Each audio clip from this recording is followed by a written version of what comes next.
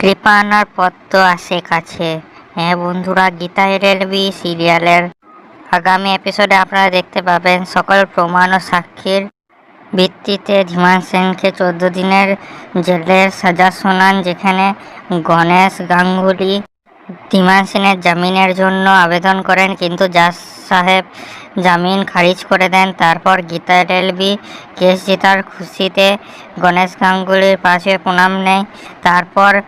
তারপর অগ্নিজিৎ মুখার্জি কেস জেতার খুশিতে গণেশ গাঙ্গুলিকে টিটকিরি মারে আর গণেশ গাঙ্গুলিকে নিমন্ত্রণ করে তার বাড়িতে খেতে আসার জন্যে, কারণ কি তার বাড়িতে কেস জেতার খুশিতে জমিয়ে খাওয়া দাওয়া হবে। তারপর অগ্নিজিৎ মুখার্জি গিন্নির সঙ্গে দেখা করে গিন্নিকে বলে, তুমি আজকে মাংস রান্না করবে, তোমার হাতে মাংস খুব খেতে ভালো হয়।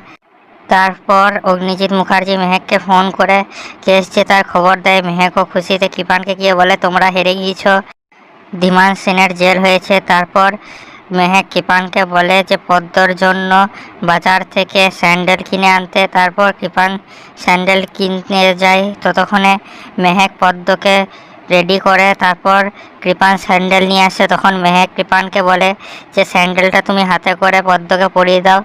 তারপর কৃপানও নিরুপায় হয়ে পদ্মকে স্যান্ডেলটা পরিয়ে দেয়।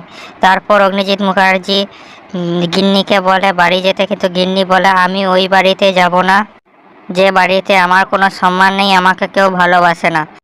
তো বন্ধুরা, কী লাগছে, গীতা কি গিন্নিকে বাড়িতে ফিরিয়ে আনতে পারবে? বলুন কমেন্টে। আমাদের এই ভিডিওটা লাইক করুন, আমাদের চ্যানেলটা সাবস্ক্রাইব করুন এরকম আরও আপডেটসের জন্য।